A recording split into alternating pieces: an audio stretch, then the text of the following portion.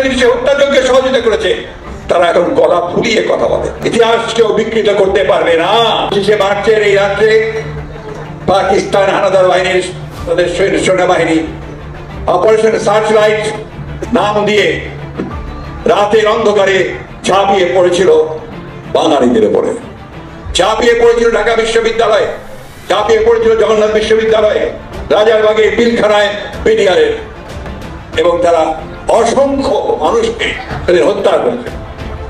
এই কথাটা যেন আমরা কখনো ভুলে না যাই। এই কালো রাত্রির কথা আমাদেরকে প্রত্যেককে মনে রাখতে হবে যে পাকিস্তান সেনাবাহিনী সেই হত্যাযজ্ঞ করেছিল, তার জন্য আজ পর্যন্ত কিন্তু ক্ষমা চায় নাই।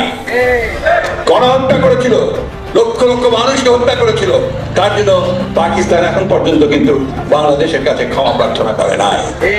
বন্ধুগণ, কথাগুলো কেন বলছি? কারণ এখন পরিবেশ তৈরি হয়েছে, কিছু কিছু মানুষ, কিছু কিছু দল, কিছু কিছু গোষ্ঠী একটা বোঝানোর চেষ্টা করছেন ৭১ কোন ঘটনাই ছিল না, এবং মুক্তিযুদ্ধের যে আন্দোলন, মুক্তিযুদ্ধের যে যুদ্ধ, লক্ষ লক্ষ মানুষের যে আত্মত্যাগ, ৯ মাস, দীর্ঘ ৯ মাস ধরে বাড়ি ঘর ছেড়ে কোটি কোটি মানুষ যে ভারতে আশ্রয় নিয়েছিল, বাড়িতে থাকতে পারতো না, পালিয়ে পালিয়ে বেড়াতো, যুবকরা তখন কেউ বাইরে থাকতে পারতো না। সেই অবস্থা যেন আমরা ভুলে যাচ্ছি, ভুলে যাওয়ার চেষ্টা করা হচ্ছে। বন্ধুরা, যারা সেদিন সহযোগিতা করেছে, যারা সেদিন সে হত্যাযজ্ঞে সহযোগিতা করেছে, তারা এখন গলা ফুলিয়ে কথা বলে। আমি কারো নাম বলতে চাই না, বলতেও চাই না, তিক্ততাও সৃষ্টি করতে চাই না। ইতিহাস ইতিহাসই, ইতিহাস কেউ বিকৃত করতে পারবে না। কি আমি বলেছিলাম না ভাই যে আওয়ামী লীগ আর বিএনপি এক হবে, এই দুইটা দল এক হবে, দুই স্বাধীনতার দল এক হবে, এক হয়ে জঙ্গিবাদী যারা নাকি রাজাকার পাক বাহিনী আছে, যারা নাকি আমাদের এই সোনার বাংলাদেশকে, যারা নাকি আমাদের এই বাংলাদেশকে বা আমাদের এই স্বাধীনতাকে কেড়ে নিয়ে পাকিস্তান বানাতে চায়, তাদেরকে হাড্ডি ভাঙা হবে, একত্রে হয়ে এদেরকে উচিত শিক্ষা দেওয়া হবে। বলেছিলাম কিনা? বর্তমান আমাদের বাংলাদেশের জঙ্গিবাদীরা তারা দিশেহারা হয়ে গেছে, পাক বাহিনীরা দিশেহারা হয়ে গেছে। কারা? আপনার মির্জা ফখরুল সাহেব তিনি কাদের ইঙ্গিত করছে এটা কিন্তু আমরা সবাই কিন্তু আশা করি ভালোভাবে বুঝতে পারছি। তো যারা নাকি বা যাদের মনের ভিতরে একটু কনফিউজ আছে তাদের উদ্দেশ্যে বলতেছি, এটা হচ্ছে নাম্বার 1 জামাত, শিবির, হিজবুত তাহরির, ইভেন লাস্ট হচ্ছে এই সমন্বয়কারীরা। আসলে সমন্বয়কারীরা তো এদেরই সন্তানাদি, তাই না? যাই হোক দর্শক বন্ধুরা, মির্জা ফখরুলের যে ফুল বক্তব্যটি, তিনি আরও বলেন আমাদের বাংলাদেশে যারা নাকি প্রতিনিয়ত অস্থিতিশীল করার চেষ্টা চালাচ্ছে, ইভেন যারা নাকি আওয়ামী লীগ এবং বিএনপিকে শেষ করে দেওয়ার পরিকল্পনা চালাচ্ছে, তাদের উদ্দেশ্যে বলতে চাই, তোমরা পাকিস্তানের সাথে বর্তমান সুসম্পর্ক এবং ভালো সম্পর্ক বজায় রাখতেছ, বেশ ভালো কথা, কিন্তু তোমরা কিন্তু বা পাকিস্তান কিন্তু আমাদের বাংলাদেশের কাছে কিন্তু এখন পর্যন্ত ক্ষমা চায় নাই। এটা কিন্তু মির্জা ফখরুল কিন্তু বলছে। ইভেন এই জামায়াতকে বা যুদ্ধ অপরাধীদেরকে কিংবা এই জামায়াতকে কিংবা এই যারা নাকি যুদ্ধ অপরাধী, যারা নাকি আমাদের মা বোনদের ইজ্জত হাতে তুইলা দিছে পাকিস্তানি হানাদার বাহিনীদের উপরে বা তাদের সামনে, তাদের কিছু কিছু বা তাদের যে মূল কাঠামোগুলা এখন পর্যন্ত আমাদের বাংলাদেশে ভাসমান, তারা এখন পর্যন্ত ঘুরে বেড়াচ্ছে।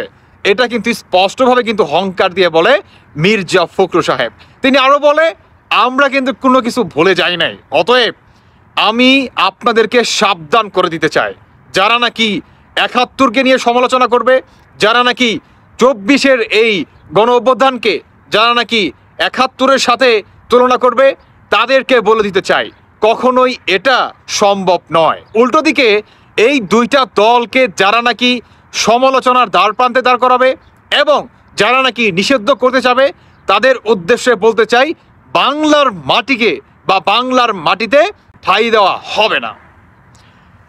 আমি আসলে মনের অন্তঃস্থল থেকে ধন্যবাদ জানাই মির্জা ফখরুল সাহেবকে, কেননা ভাই এই মুহূর্তে আপনার আওয়ামী লীগ আর বিএনপির একতাটা অত্যন্ত গুরুত্বপূর্ণ ছিল।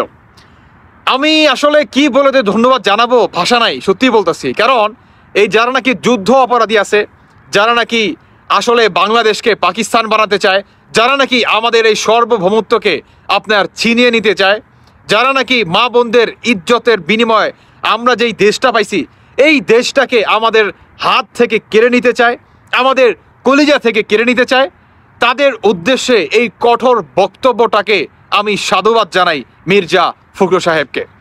বর্তমান দেখবেন এই জঙ্গিবাদীরা এরা বর্তমান দিশেহারা হয়ে গেছে। আপনি যদি আমার এর আগের ভিডিওটা না দেখেন তাহলে দেখে যাবেন যে সাংবাদিক ইলিয়াস থেকে শুরু করে যে বাজার আছে তারা একের পর এক বর্তমান গর্ত থেকে বের হচ্ছে। মানে তাদের যে মূল উদ্দেশ্য একে একে সবকিছু প্রকাশ করে দিচ্ছে। আসলে তারা প্রকাশ কেন করতেছে? কারণ তারা হতাশ, সমন্বয়কদের দিয়ে হতাশ। তারা যেই আশাটা করছিল, তারা বাংলাদেশে আসতে চাচ্ছিল, তারা উপদেষ্টা হইতে চাইছিল, তারা সরকার হইতে চাইছিল, তারা হইতে পারে নাই বিধায় তারা একের পর এক তাদের এই আন্দোলনে গোমর ফাঁস করে যাচ্ছে। বর্তমান এরা দেখবেন বা এই সমন্বয়কারীরা বা হাসনাত সার্জিস এরা যে পরিমাণ মনে করেন আপনার মানে কি বলে গিরগিটি হইছে, তারা আরো হবে। তারা কি আরো হবে?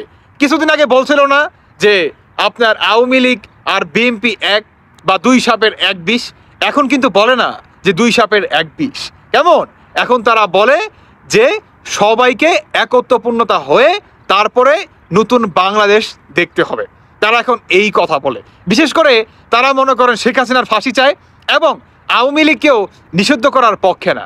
মানে আপনার গাছেরও খাবে আবার তলারও কুড়াবে। বুঝেন নাই? নিচ দিয়ে গাছ কাটে আর উপর দিয়ে পানি দেয়। যাই হোক, আমরা এদের চালচলন মনে করেন ধরে ফেলছি। তবে বিএনপি বর্তমান কঠিন অবস্থায় আছে বাংলাদেশ রাজপথে। অন্যদিকে সমন্বয়ক হান্নানকে উচিত জবাব দেয়, ইতিমধ্যে আপনারা সবাই জানেন। তারপরেও আমাদের বাংলাদেশে কিছু সংখ্যক মানুষ বর্তমান এখন পর্যন্ত আসলে তারা দিশেহারা হয়ে গেছে।